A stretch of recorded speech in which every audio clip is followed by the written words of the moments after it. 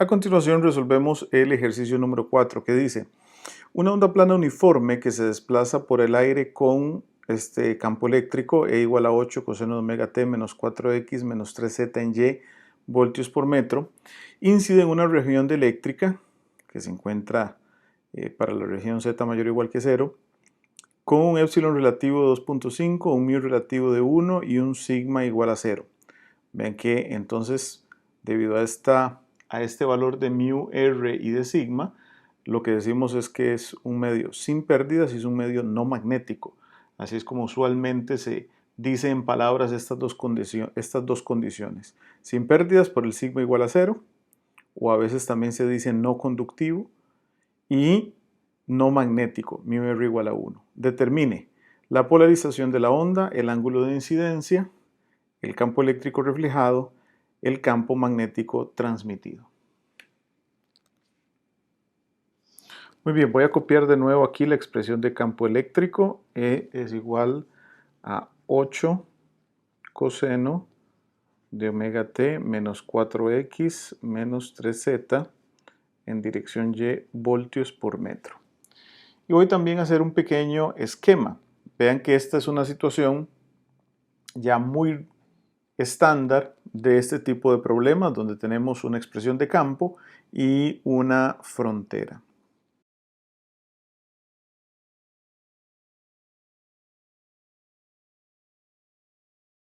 Entonces en la región 1, que es por donde incide la onda, tenemos el aire, epsilon r igual a epsilon r1 igual a 1, mu r1 igual a 1 y sigma 1 igual a 0. Mientras que en la región 2, aquí de z igual a 0 hacia la derecha, lo que tenemos es la segunda región con un epsilon r2 igual a 2.5, un mu r2 igual a 1 y un sigma 2 igual a 0. El campo eléctrico tiene dirección vectorial y, entonces sale de sus pantallas hacia ustedes, lo cual estamos indicando aquí con este punto, y dice que viaja hacia la frontera, y de ahí sabemos qué es lo que va a ocurrir. Una parte se va a transmitir, otra parte se va a reflejar. Aquí tenemos el ángulo de incidencia y por acá tenemos el ángulo de transmisión, θ1 y θ2 respectivamente. Y además de eso, observen que tenemos acá las componentes del vector de onda, que el vector de onda es justamente este de acá, con el vector con que incide la onda hacia la frontera. Y ven que entonces tiene componente en x positivo, que sería este 4 de acá, este sería k sub x, y tiene componente en z positivo, que sería este de acá, componente k sub z. Podemos anticipar algunas cosas. Por ejemplo, podemos anticipar las componentes de la onda reflejada, que vendría así.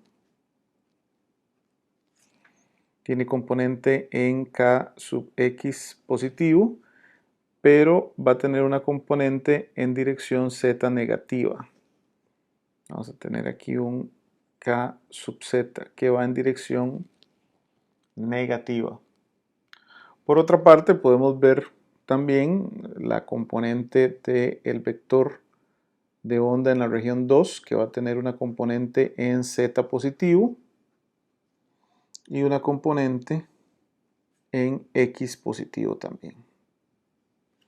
Entonces, aquí tenemos, permítanme ponerle los subíndices, k2 sub z, k2 sub x, mientras que este es k1 sub x positivo, k1 sub z positivo,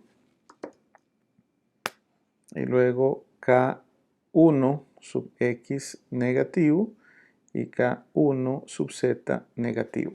Recuerden que el superíndice menos me dice que es la onda reflejada, mientras que el superíndice más me dice que es la onda incidente.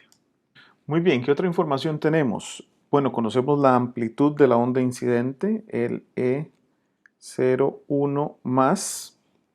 Vean que esta es de 8 voltios por metro. Y recordemos que va en dirección Y. Además tenemos el vector de onda incidente en la región 1, que es igual a más 4 más 3z, más 4 en x, más 3 en z. Y a partir de esto también podemos calcular el beta en la región 1 y por supuesto la frecuencia, que la frecuencia va a ser válida para ambas regiones. El beta 1 va a ser igual a la magnitud de K1 más. Entonces tendríamos 4 al cuadrado más 3 al cuadrado raíz cuadrada. Esto es 16 más 9, 25, raíz cuadrada de 25 es 5 radianes por metro. Y el omega, la frecuencia angular de la onda, va a ser el beta 1 por la velocidad de propagación, que en este caso es la velocidad de la luz, por ser el aire en la región 1. Y esto va a ser igual a 5 por 3 por 10 a la 8. Eso me va a dar 15 por 10 a la 8, es decir, 1.5 por 10 a la 9 radianes por segundo. Por favor recuerden que también en la región 2 la frecuencia va a ser la misma, 1.5 por 10 a la 9. ¿Qué es lo que va a cambiar entonces allí? Lo que va a cambiar es el valor de la velocidad de propagación debido a que el medio cambia. En otras palabras, con tal de mantener constante omega, el producto beta por la velocidad de propagación se confabula para garantizar ese valor constante de la frecuencia tanto en el medio 1 como en el medio 2. Muy bien, esto es prácticamente todo lo que podemos extraer del enunciado. Vamos a abordar de una vez entonces las preguntas. Nos solicitan la polarización de la onda. Bueno, eso es muy fácil de determinar sabiendo que la onda tiene dirección Y. Observen que el campo eléctrico sale de la pantalla, sale de la hoja hacia ustedes, ¿verdad? Y entonces tengo que preguntarme, ¿este vector de campo eléctrico es paralelo o es perpendicular al plano que forman el vector de onda incidente y la normal a la frontera? Bueno, en este caso el vector de onda, que es este de acá, el vector de onda incidente, K1 más, y la normal a la frontera, que podríamos ubicarlo en dirección z negativo, el plano que forman esos dos vectores coincide con el plano XZ. Entonces, ¿cómo es el vector de campo eléctrico con respecto al plano XZ en este caso? ¿Paralelo o perpendicular? Vean que claramente es perpendicular. Entonces tenemos una polarización perpendicular ya que el campo eléctrico es perpendicular al plano XZ. ¿De qué nos sirve a nosotros el determinar la polarización de la onda? Bueno, vean que nos piden después el campo reflejado y nos piden el campo transmitido. Eso significa que vamos a tener para las partes C y D que calcular el coeficiente de reflexión y el coeficiente de transmisión. Y este depende de si la polarización es paralela o es perpendicular. Tenemos una formulita para la polarización perpendicular y otra para la polarización paralela. Así es que cuando ustedes se enfrentan a un problema de incidencia oblicua en donde hay reflexión y transmisión, siempre van a tener que responder a la pregunta, ¿es una polarización paralela o es una polarización perpendicular? Porque con base en eso deciden cuál de los coeficientes de reflexión y transmisión utilizan. Y por favor no se confundan, aquí cuando utilizamos la palabra polarización, ¿cuál es la polarización de la onda? Nos referimos a cuál de esas dos, entre paralela o perpendicular. Mientras que en onda plana uniforme, recuerden que teníamos el concepto de polarización que simplemente me describe el comportamiento del campo eléctrico conforme se desplaza en el espacio y que puede ser lineal, puede ser circular o puede ser elíptica. Y en el caso de la circular y la elíptica hasta puede tener sentido. Bueno, esa polarización es lo que me dibuja el campo eléctrico o cómo se comporta el campo eléctrico conforme la onda se desplaza en el espacio libre, sin fronteras. En cambio aquí no nos referimos a esa polarización, porque vean que la polarización de este campo eléctrico es una polarización lineal. sino que más bien con polarización nos referimos a la posición de ese campo eléctrico con respecto a la situación de frontera que hay en el problema. Y ojo, no estoy diciendo con respecto a la frontera, porque aquí la frontera es el plano Z igual a 0. Y con respecto a la frontera, este campo eléctrico es paralelo, ¿verdad? El campo eléctrico sale de la hoja y vean que el plano Z igual a 0 también sale de la hoja. Pero no es con respecto a la frontera. Y ese es un error muy común. Por favor, tengan cuidado. No es el campo eléctrico con respecto a la frontera, es el campo eléctrico con respecto al plano que forman el vector de onda y la normal a la frontera. Entonces, por favor, no se equivoquen. Cuando en un problema de incidencia oblicua se habla de polarización, no se refiere a si es lineal, circular o elíptica. Se refiere a la posición del campo eléctrico con respecto al plano que forman el vector de onda y la normal a la frontera. Y únicamente puede ser una de dos opciones. O es paralelo o es perpendicular. Muy bien, la parte B nos pregunta el ángulo de incidencia, es decir, el θ sub 1.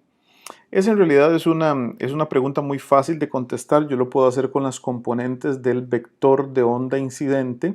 Vean que la relación de la tangente de θ1 con esas componentes es la componente en X entre la componente en Z. En otras palabras, la tangente de θ sub 1 va a ser igual a K sub 1X entre K sub 1Z. K sub 1X es 4, K sub 1Z es 3. En otras palabras, el θ sub 1 es igual al arco tangente de 4 tercios, que es 53.13 grados. Muy bien, aquí tenemos entonces ya la parte B. La parte C nos pregunta por el campo eléctrico reflejado. Vean que voy a necesitar dos cosas acá para poder calcular ese campo eléctrico reflejado. Voy a necesitar, por supuesto, el coeficiente de reflexión y como es polarización perpendicular, estamos hablando de gamma sub S o gamma sub perpendicular, como ustedes quieran, pero para calcular ese gamma necesito el ángulo de transmisión. Necesito también el de incidencia, pero ese ya lo tengo. Lo acabo de calcular, 53.13. Voy a necesitar también el ángulo θ sub 2. Entonces aquí se necesita a θ sub 2 y después con θ sub 2 vamos a poder calcular gamma sub S o como se le denomina en otros libros, por ejemplo el SADICU, por cierto, gamma sub perpendicular. Cualquiera de los dos está bien. Yo utilizo el subíndice S. Empezamos por el ángulo de transmisión que se puede calcular por medio de la ley de Snell, la ley de refracción de Snell, que nos dice que el índice de refracción del medio 1 por el seno del ángulo de incidencia es igual al índice de refracción del medio 2 por el seno del ángulo de transmisión. Como el medio es sin pérdidas, tanto el medio 1 como el medio 2, entonces estos índices de refracción son muy fáciles de calcular porque son simplemente las raíces cuadradas de las permitividades relativas. En otras palabras, epsilon sub R1 raíz cuadrada seno de θ1 es igual a epsilon sub R2 raíz cuadrada seno de θ2. ¿Okay? El medio 1 es el aire, entonces esta raíz cuadrada me da 1, mientras que el medio 2 nos dice el enunciado que el epsilon sub R es de 2.5. Entonces yo puedo calcular el θ sub 2 como el arcoseno del seno de θ1 dividido entre la raíz de 2.5. Este θ1 ya lo habíamos calculado, era 53.13 y entonces nos lleva esto a un ángulo de 30.39 grados. Con esto ahora puedo calcular entonces el coeficiente de reflexión, gamma sub S, que va a ser la impedancia intrínseca del medio 2 por la secante de θ2 menos eta1 por la secante de θ1 entre eta2 secante de θ2 más eta1 secante de θ1. Aquí podemos hacer uso de otro atajo y es recordar que si mu r es igual a 1 y sigma es igual a 0, es decir, un medio no magnético y un medio sin pérdidas, entonces la relación entre el índice de refracción y la impedancia del medio es que n es igual a eta sub 0, impedancia intrínseca del espacio, entre eta, que sería la impedancia del medio. Vean que utilizando esta relación, entonces esta fórmula me puede quedar en términos de los índices de refracción en vez de en términos de las impedancias de los medios. Aquí, por ejemplo, este eta sub 2 sería el eta sub 0 entre el índice de refracción 2, igual que este de abajo, mientras que este eta sub 1 sería eta sub 0 entre el índice de refracción del medio 1, que es 1 por ser el aire. Entonces observen que de ahí puedo sacar factor común los eta sub 0, que están tanto aquí en el numerador como en el denominador, y lo cancelo, y entonces esta expresión me va a quedar simplemente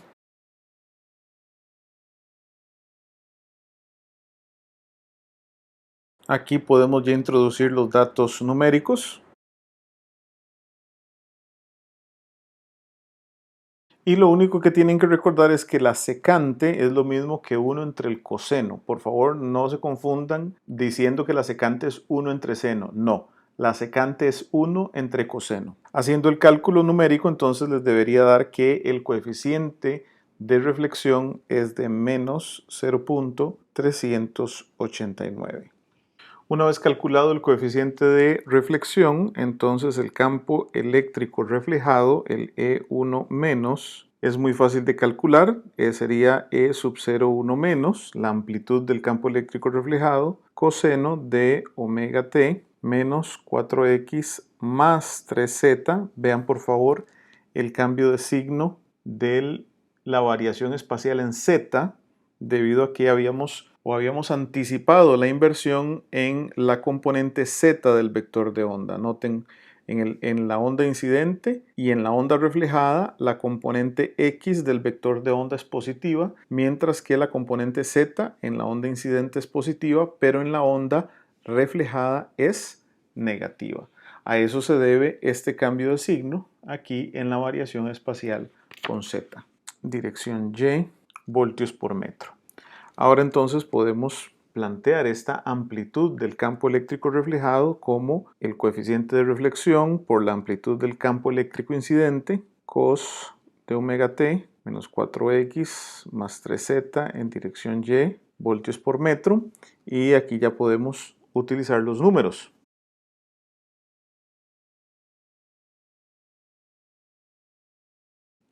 Noten entonces cómo la respuesta es menos 3.112 coseno de 1.5 por 10 a la 9t, ya el omega lo habíamos calculado al inicio, menos 4x más 3z en dirección Y, voltios por metro. Quiero que presten atención a lo siguiente. Vean cómo el signo del coeficiente de reflexión automáticamente nos da la dirección del vector de campo eléctrico, no del vector de onda reflejado, no, del vector de campo eléctrico. Observen que el vector de campo eléctrico incidente sale de sus pantallas hacia ustedes, ¿verdad? Porque es en dirección Y. Pero vean cómo el signo del coeficiente de reflexión automáticamente nos está diciendo, este menos lo podemos ver como un menos Y acá, que el campo eléctrico reflejado ya no sale de la pantalla, sino que más bien entra hacia la pantalla. El campo eléctrico reflejado, debido a este menos de acá, lo cual es lógico en vista del menos del coeficiente de reflexión. La parte D nos solicita el campo magnético transmitido.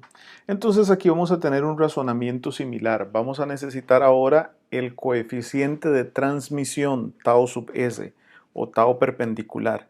Y una vez que tenemos el coeficiente de transmisión, podemos calcular el campo eléctrico, ojo, el campo eléctrico transmitido, y finalmente, a partir del campo eléctrico, podemos calcular el campo magnético transmitido. Calculemos el coeficiente de transmisión. Vean que tenemos dos formas de calcularlo. La primera es por la fórmula tradicional.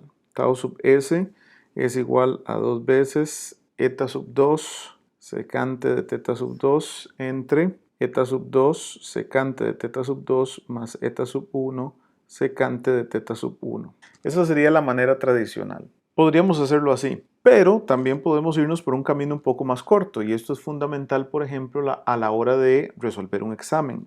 Entonces también lo podemos calcular tau sub s como 1 más gamma sub s. Por favor, vean que esto es válido cuando la polarización es perpendicular. Cuando la polarización es paralelo, tau sub p no es igual a 1 más gamma sub p, sino que hay que agregar ahí una relación trigonométrica adicional. Por favor, repasen sus notas para asegurarse de que recuerdan esa diferencia. Pero en este caso sí, es como en la onda, es como en la incidencia normal, el coeficiente de transmisión es 1 más el coeficiente de reflexión, entonces esto sería 1 más menos 0.389, o sea 1 menos 0.389, que es igual a 0.611.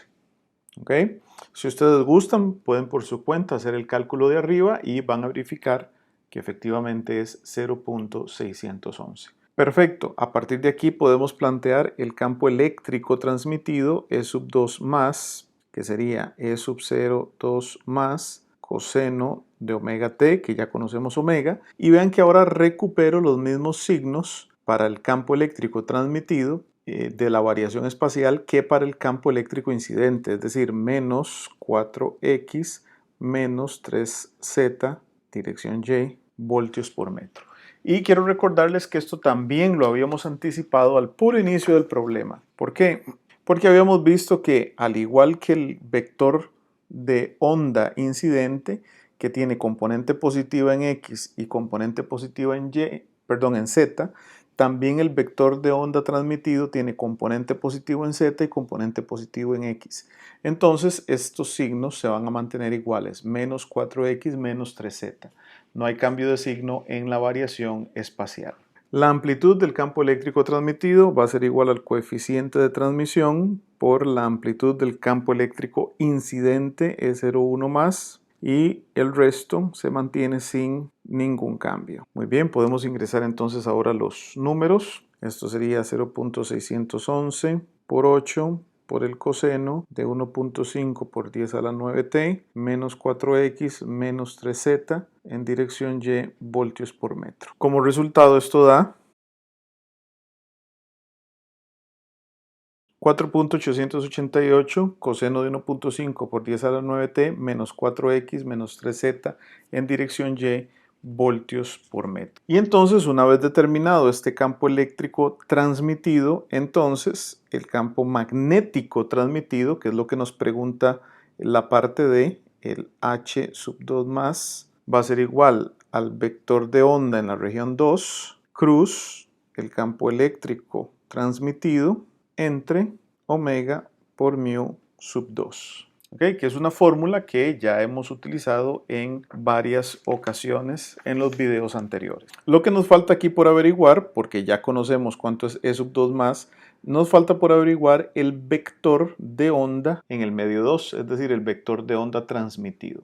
Este vector de onda es relativamente sencillo de calcular. Vamos a empezar por calcular su magnitud, el K sub 2 más magnitud, que es lo mismo que el beta en la región 2, el beta sub 2. Vean que por definición esto es omega, la frecuencia que conocemos, por la raíz cuadrada de mu sub 2 por epsilon sub 2, cosa que también ya conocemos. Vean que esto es lo mismo, o esto se puede expresar como omega entre c, mu r2, epsilon r2, raíz cuadrada. Esta forma de expresar la fórmula del beta ya la habíamos explicado en videos del tema anterior de la onda plana uniforme o de la incidencia normal, no recuerdo exactamente cuál. En nuestro caso, recordemos que mu r2 es igual a 1, mientras que mu r2 es igual a 2.5. Entonces esto al final es igual a omega entre c por la raíz de 2.5. Esto nos da como resultado 7.905 radianes por metro. Esta sería la magnitud del vector de onda transmitido. Ahora, si retomamos la descomposición del vector de onda que habíamos hecho al puro principio, podemos ver que las componentes las calculamos muy fácilmente. La componente a lo largo de z es 7.905 por el coseno de θ2, que ya lo sabemos también cuánto es, mientras que la componente en X es 7.905 por el seno de teta sub 2. Así es que el vector de onda transmitido va a ser igual a K sub 2 más magnitud por el seno de teta sub 2 en X más la misma magnitud por el coseno de teta sub 2 en Z.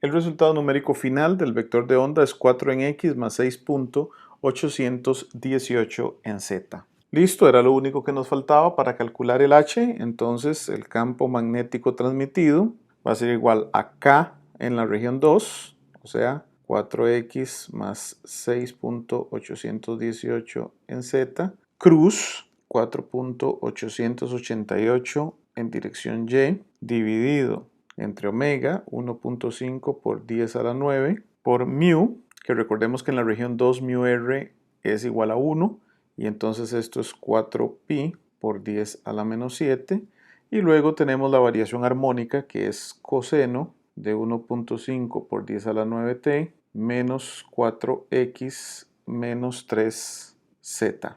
Cuando ustedes hacen el producto cruz, el resultado, cuando ustedes hacen el cálculo numérico, entonces el resultado les da menos 17.68 en X más 10.372 en Z, coseno del omega t, 1.5 por 10 a la 9t, menos 4x menos 3z, miliamperios por metro. No dejen botado el mili, por favor. Y así tendríamos entonces resuelto el ejercicio número 4.